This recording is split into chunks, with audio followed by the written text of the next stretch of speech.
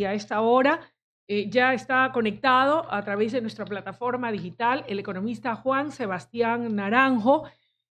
Con él vamos a analizar la situación económica que se ha derivado tras la paralización por parte de la CONAIE. Estimado economista, gracias por aceptar esta entrevista. La pregunta está planteada: ¿qué repercusiones se podrían estimar hasta el momento fruto de esta paralización cuyo epicentro ha sido la provincia de Los Lagos? Bienvenido. Buenos días, querida Luisa. Buenos días a todos los radioescuchas de WQ Radio. Un placer poder conversar y analizar lo que está pasando en el Ecuador. Bueno, luego de que se ha presentado este escenario de movilizaciones y paralizaciones, hay un antes del 9 de octubre y un después del 9 de octubre. Un antes del 9 de octubre, porque claro, los protestantes hablaban en torno a las compensaciones por eliminación del precio, del subsidio, perdón, del diésel.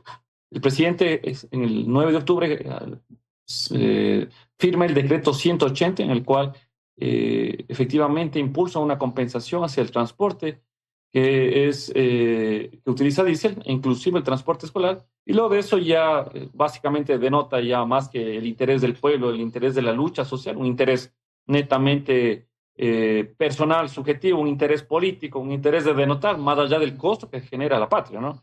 Y hay dos sectores: el sector en el cual creemos que el país sí lo podemos sacar adelante, el sector en el cual creemos que se estaba direccionando el país con cifras importantes, con cifras de crecimiento en algunos sectores, pero la otra arista del país son aquellos que bajo el discurso del pueblo, el discurso de la lucha social, creo que le rogaban a Dios pues cada día que se presente una inflación, que las exportaciones se decrementen, que el país se incendie.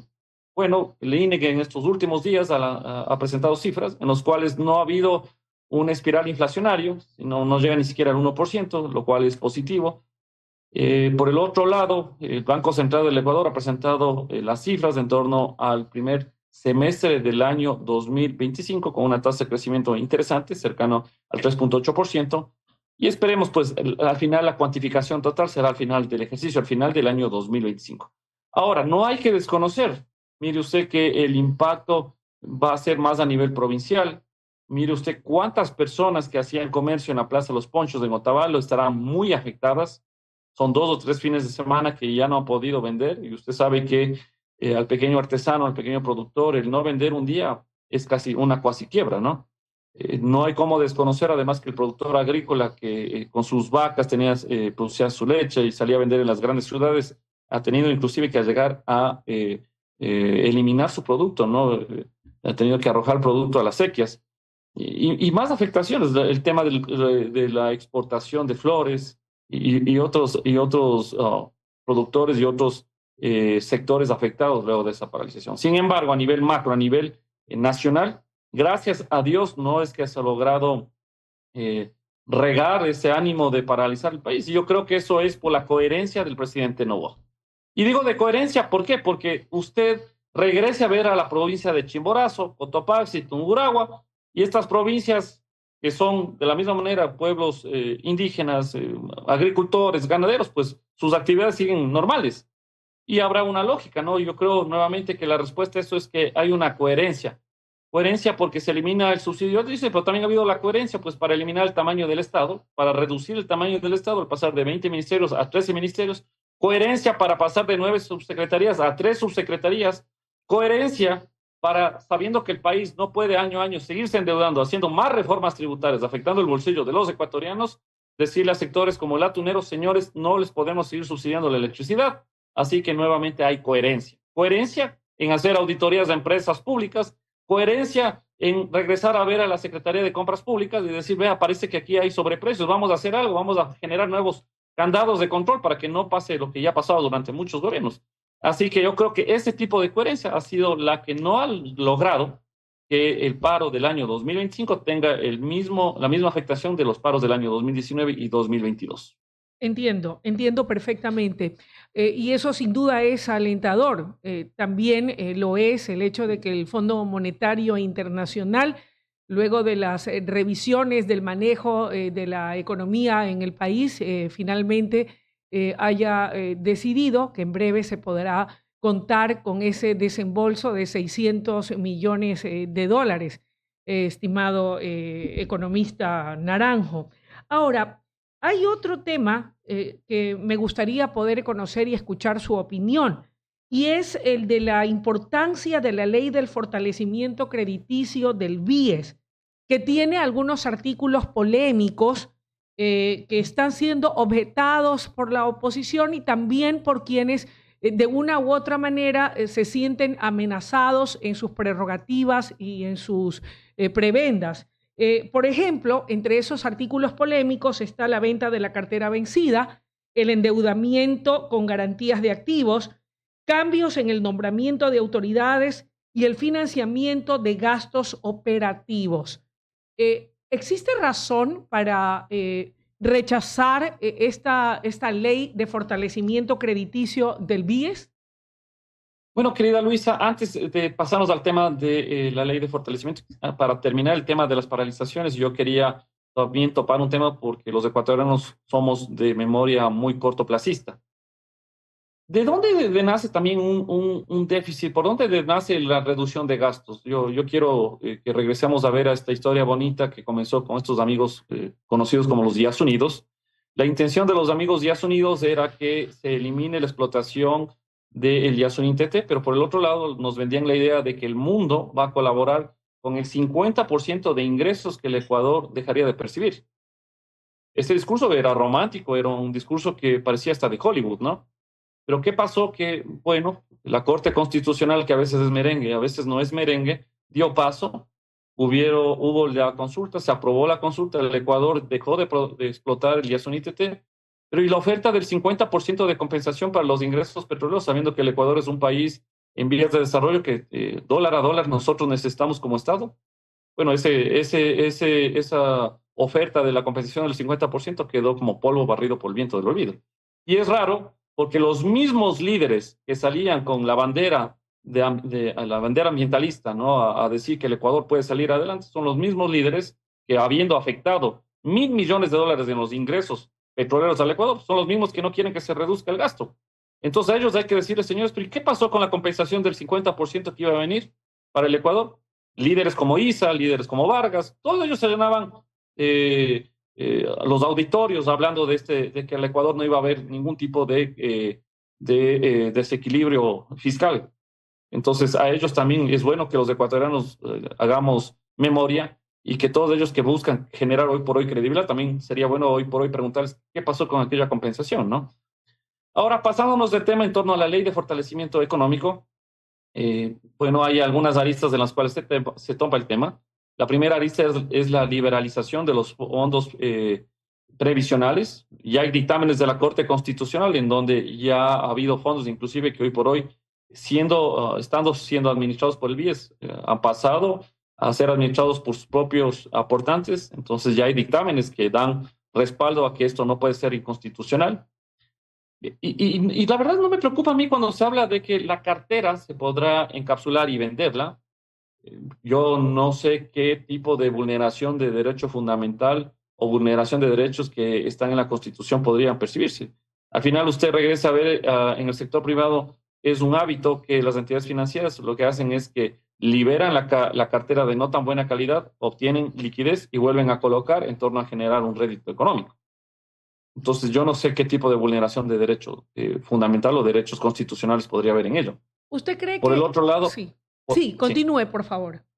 Por el otro lado, el generar liquidez adicional lo veo interesante porque, a ver, en Ecuador del año 2025, tenemos un problema de carácter fiscal, pero tenemos un problema más grave, pues, que es el de la falta de circulante, el de la falta de dinamismo económico. Y hay sectores como el de la construcción que piden a gritos que se dinamice la economía, que se genere créditos hacia algunos sectores.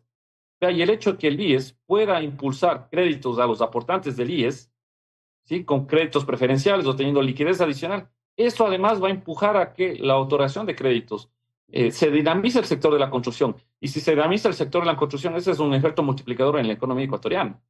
Entonces yo, a mi criterio como economista, lo veo positivo, que si son 3.800.000 aportantes que tiene el IES, son beneficiarios además del IES, y esta gente, ¿cómo no pensar que se puede dinamizar la economía si es que se impulsa el crédito en especial hacia la vivienda? Entonces, de forma, yo a nivel económico le veo positivo, a nivel jurídico, ¿qué de derecho se podría violentar? Pero además, bueno, vemos por el otro lado el tema de respaldar los activos del IES para generar también liquidez adicional.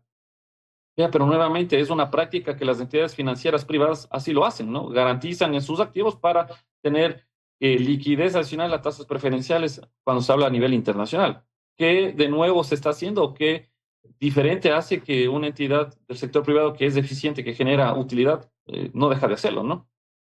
Economista, ¿quiere decir entonces que no existirían los riesgos que han señalado los jubilados, por ejemplo, u otras organizaciones sociales que ya han interpuesto demandas de inconstitucionalidad ante el organismo pertinente, de que pudiera pretenderse detrás de esta ley la privatización del seguro social o poderse poner en riesgo las pensiones de los jubilados? Querida Luisa, pero es que cómo no va a haber sectores que se opongan a las intenciones del gobierno si yo escuchaba que un asambleísta que se supone que tiene algo de conocimiento jurídico o conocimiento económico en torno a la liberalización de los fondos previsionales salía en medios públicos a decir que se está privatizando el BIES. O sea, yo pido un poco de coherencia. Y son además autoridades, son personas autorizadas para hablarle al pueblo y al país. Si es que gente que supuestamente es docta sale a desinformar, bueno, ¿qué se espera además de otras personas? En su derecho democrático pueden hablar o decir lo que bien consideren, o hacer también lo que bien consideren, como presentar acciones de inconstitucionalidad. Pero que esto desde el lado económico va a favorecer para que el BIES tenga liquidez adicional y esto dinamice e impulse la economía, efectivamente. Usted nuevamente regresa a ver a las entidades financieras privadas que tienen utilidad y son cosas o hábitos que siempre lo están haciendo. Encapsulan cartera de no tan buena calidad, la venden, obtienen liquidez adicional y salen a colocar más crédito. Son, creo que hábitos, sanos hábitos que las entidades financieras privadas lo hacen. Economista, usted al inicio de la entrevista hacía un señalamiento de los indicadores económicos positivos que a pesar de la paralización focalizada en la provincia de Imbabura, no ha tenido un impacto mayor o más cruento en la economía del país y eso pues es bueno y es positivo por una suma de acciones, no solamente del gobierno, sino de la resiliencia de la empresa privada, por ejemplo, del sector de la exportación, del sector agroexportable, con la exportación de flores, de camarón, de cacao, de banano y demás. Sin embargo, y siendo usted un conocedor de la materia, yo sí quisiera preguntarle, más allá de lo que se ha hecho, de lo que se viene realizando de manera conjunta entre Estado y el sector privado, ¿qué más hace falta hacer, además de lo que ya se ha hecho, para poder volver mucho más sólida nuestra economía, para poder lograr ese anhelado crecimiento del Producto Interno Bruto y de las finanzas públicas? Querida Luisa, yo creo que cada vez que el gobierno toma una decisión, y al final que para eso lo elegimos a este gobierno, para que tome decisiones que otros expresidentes por falta de liderazgo o apoyo político no lo hicieron, cuando esperábamos que el Ecuador entero lo haga, creo que cada vez que el presidente Nova toma decisiones, hay vivarachos, hay gente pícara que aprovecha el discurso para salir a denotar a nivel público, ¿no? Yo decía, vea, la cantidad de personas que por su condición, por su situación económica, es usada para salir a protestar, es la gente humilde, la gente de la ruralidad, la gente del campo. Por eso yo vi las compensaciones del gobierno, me parecían positivas, interesantes, pero creo que hubiera sido importante, ¿sí? Cuando el presidente liberaba el subsidio al diésel, un titular de prensa que hubiera dicho, gobierno del Ecuador elimina el subsidio al combustible, pero activa el subsidio al campo, que es la URIA. Esto lo digo ¿por qué? Porque cada vez es más complicado producir en el campo, cada vez es más caro producir en el campo. Usted recuerde que en el campo hay una palabra que se llama jornal y simplemente la gente un día gana $10. Significa que un incremento de 5, $10, $20 en el campo definitivamente es algo muy difícil. Pero sí, además, se liberaba el subsidio al diésel. Ve, en el campo hay mucha gente que ni siquiera tiene un carro para movilizarse, como el señor Isa, que tiene una Trailblazer motor 2.8, que es un carro de lujo. Hay mucha gente que no conoce siquiera el motor a diésel, ¿no? Pero sí conoce lo que es la uria, sí conoce lo que es producir en el campo, sí conoce lo que es cada vez que salga más caro producir ir y regalar en el mercado central.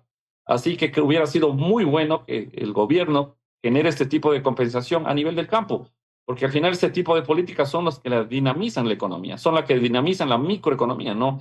Que las empresas produzcan más, vendan más y que los hogares tengan la capacidad para consumir más. Así que haciendo ese tipo de cosas yo creo que lo hubiera dejado sin piso a estos líderes que son aprovechadores, son pícaros y a cualquier discurso o oportunidad para salir a denotar públicamente, no les importa el costo que esto tenga el Ecuador, no le importa que los empresarios puedan quebrar, no le importa que en la plaza de ponchos mucha gente no pueda vender. Lo que les importa es que ellos denoten a nivel nacional y por ahí con la popularidad en las siguientes elecciones puedan ser candidatos, ¿no? Ese es el resumen de lo que ha venido pasando cuántos años en el Ecuador.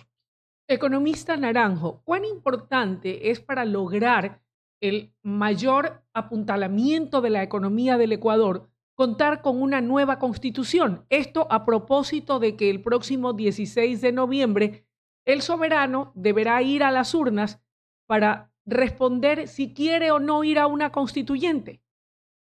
Luis, hay dos aristas nuevamente, o dos voces autorizadas que hoy por hoy se escuchan, ¿no? Una arista es la gente que dice, pero ¿para qué? Si se puede hacer, sobre la constitución actual se puede tomar decisiones o reformas que se pueden ir contemplando soluciones para la economía. Pero por el otro lado, creemos que este caminar lento de ir tomando cambios, reformas, llenando de parche de la Constitución, eso durante 17 años no ha traído ninguna solución ni traerá para el Ecuador. Y le digo muy rápidamente por qué creo que sí debe haber una nueva Constitución.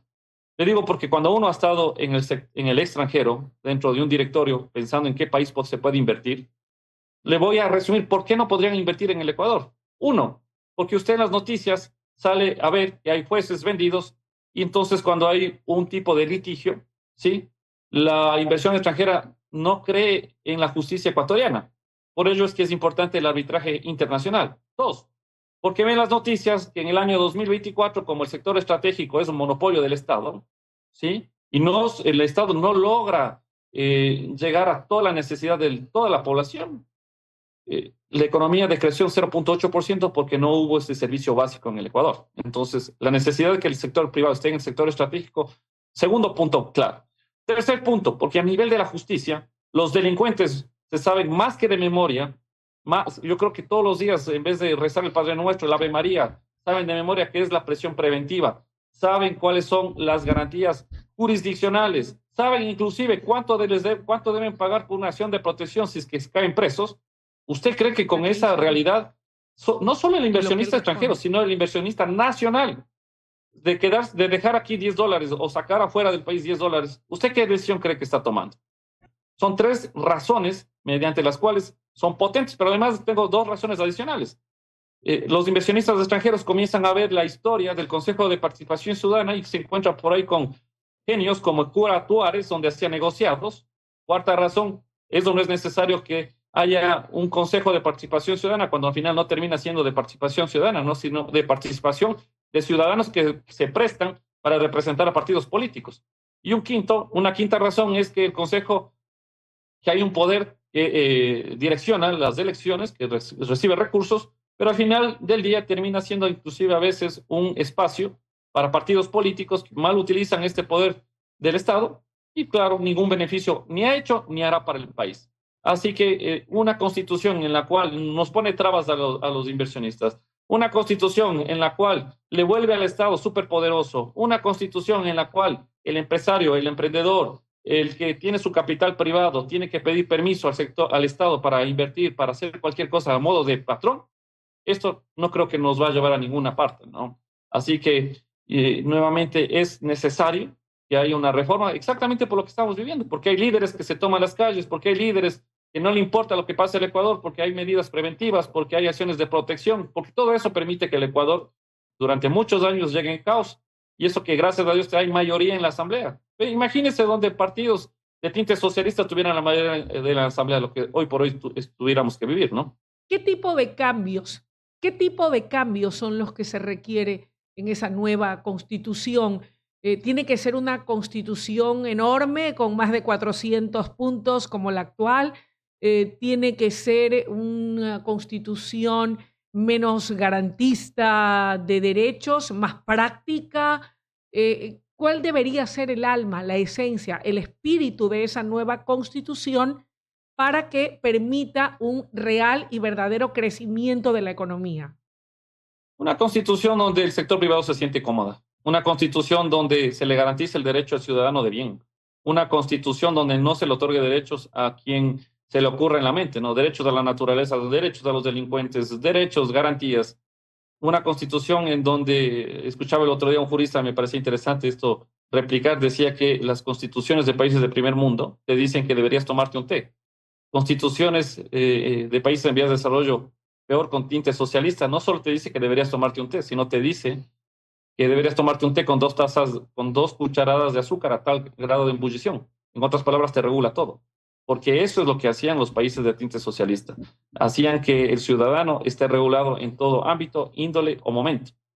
Los países de primer mundo lo que te hace es que te enmarca leyes muy macro y hace que los reglamentos te regulen a nivel un poco ya más singular.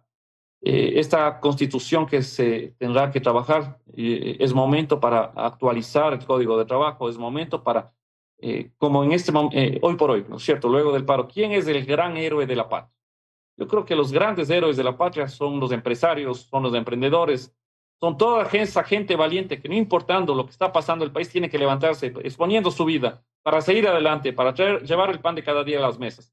A esa gente hay que regresarle ver, a esa gente hay que darle privilegios, a esa gente hay que decirle, ¿te sientes cómodo con esta constitución? ¿Quieres mañana salir a trabajar con más ánimo? Pues vamos a trabajar en ello. Entonces, para eso, al Ecuador hay que volverlo más competitivo desde el carácter laboral, desde el carácter de que el Estado no sea un sobre regulador, en el carácter en el que si alguien quiere invertir en cualquier sector que bien decida, pueda hacerlo. Entonces, para ello hay que trabajar en una constitución en donde el sector privado se sienta tranquilo. Porque el discurso o la plegaria de cualquier empresario es déjame trabajar, por favor. Eso es lo único que te pido, ¿no? Y en ese contexto, estimado economista Naranjo, ¿qué hacer para poder garantizar que los sectores estratégicos del país, el sector energético, el sector petrolero y una explotación responsable de la minería como ya se está haciendo en el Ecuador, puedan encontrar asidero? Porque hoy por hoy, en el caso del petróleo, por ejemplo, monopolizado por el Estado, hemos visto resultados desastrosos con una caída en picada de la producción petrolera, lo que también ha restringido el ingreso de divisas por concepto de exportación petrolera. Mira, Luisa, pero es que, por un lado, aquí hay líderes nuevamente que se oponen, por ejemplo, a la explotación minera regulada, ¿sí? Cuando se va a otorgar una licencia, generan ruedas de prensa, quieren generar paralizaciones.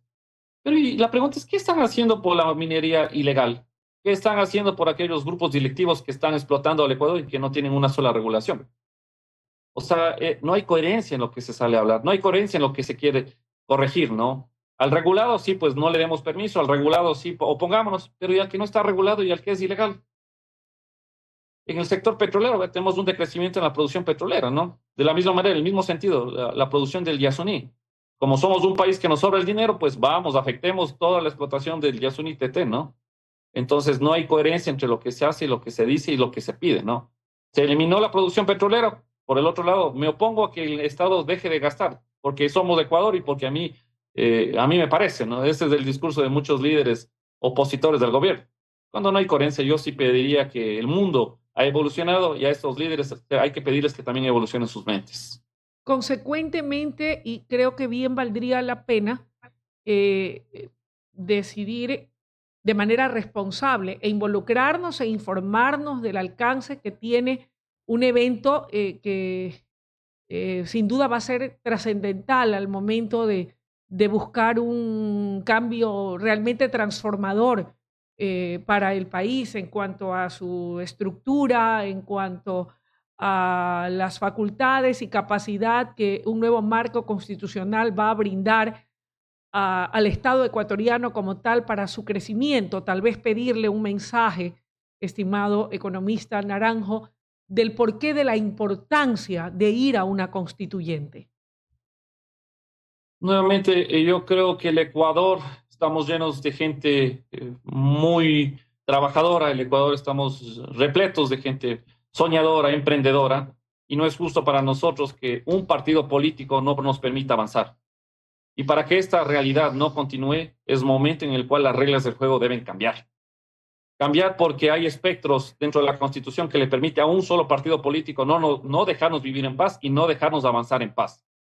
Así que a la Constitución, nuevamente uno que es hombre de fe, hay que pedirle que lleguen gente sabia, gente honorífica, gente justa, gente correcta, que cualquier ley que la haga en pos y en beneficio del Ecuador, no a sectores económicos, no a partidos políticos, sino pensando en que las siguientes generaciones deben trabajar en paz, no deben haber partidos políticos que frenen el avance del Ecuador ni de la economía.